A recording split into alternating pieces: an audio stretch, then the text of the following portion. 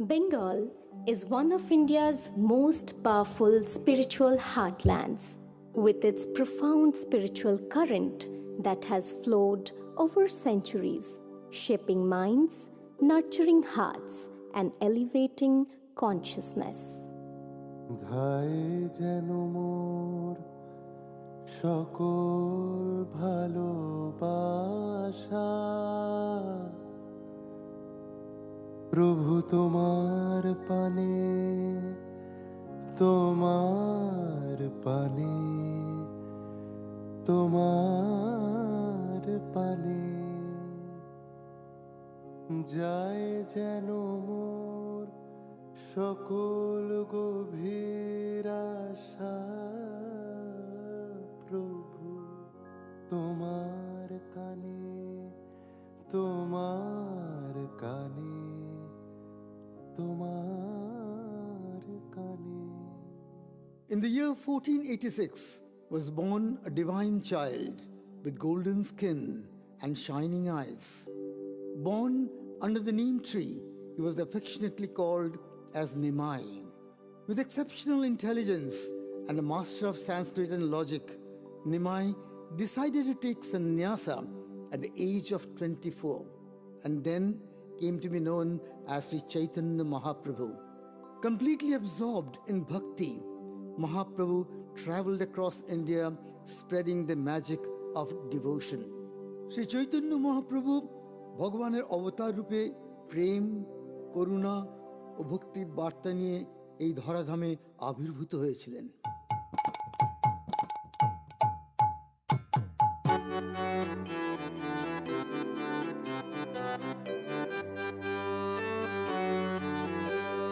ভজ গৌরাঙ্গ কহ গৌরাঙ্গ লহ গৌরাঙ্গের নাম রে ভজ গৌরাঙ্গ কহ গৌরাঙ্গ লহ গৌরাঙ্গের নাম রে যেই জনা গৌরাঙ্গ ভজে সে হয় আমার প্রাণ রে ভজ গৌরাঙ্গ কহ গৌরাঙ্গ লহ গৌরাঙ্গের নাম রে।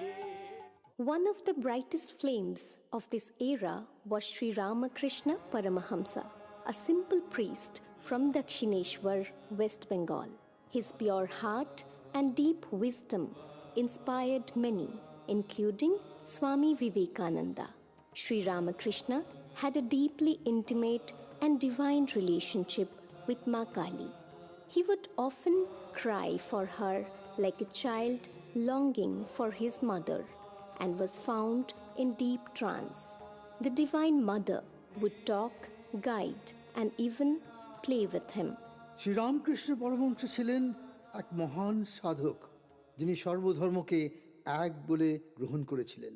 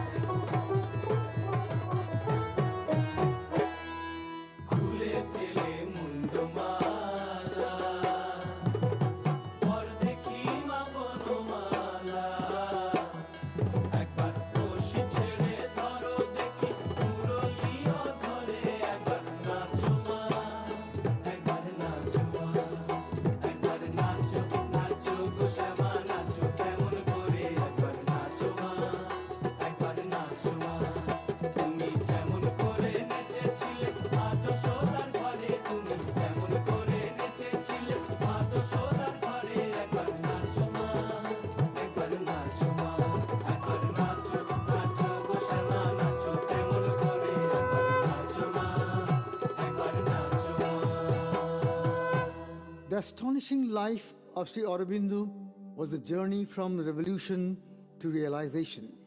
He inspired thousands to dream of an independent India, but something deeper was always calling him.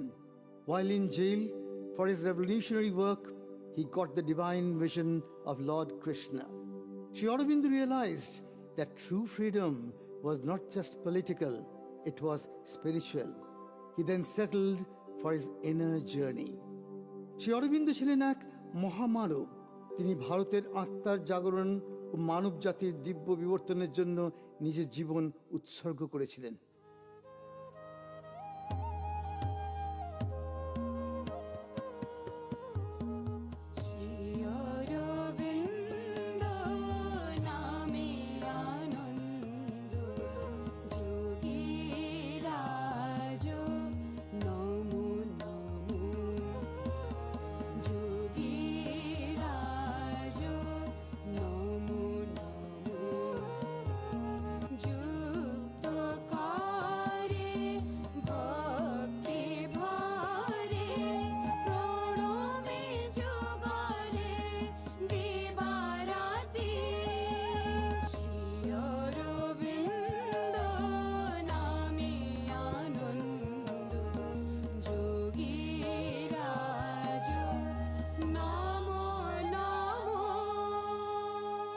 One of the radiant spiritual figures of the 20th century was Ma Anandamayi.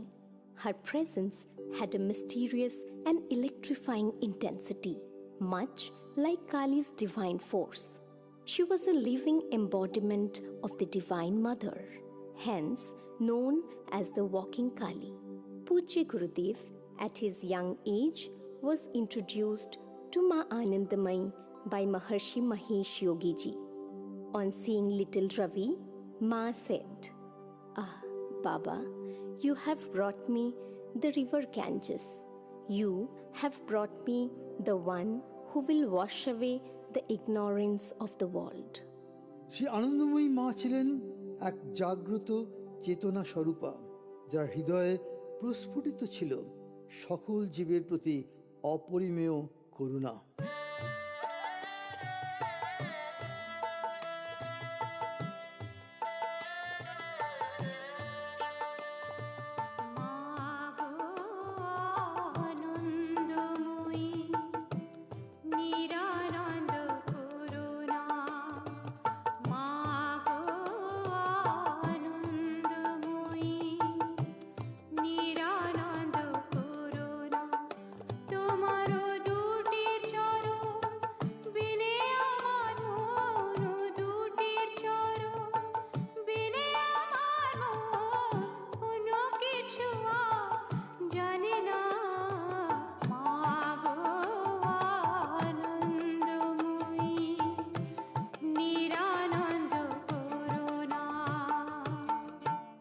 From the sacred soil of Bengal rose a timeless spiritual wave that did not stop. The bhakti of Ramakrishna, the surrender of Sri Chaitanya, the service of Sri Aurobindo, and the love of Ma Anandamayi, all echoed in Gurudev's teachings, rekindling the ancient fire to tell us that there is only one divine worshipped in many forms. Krishna and Kali are the same consciousness, and the same divinity dwells in every heart.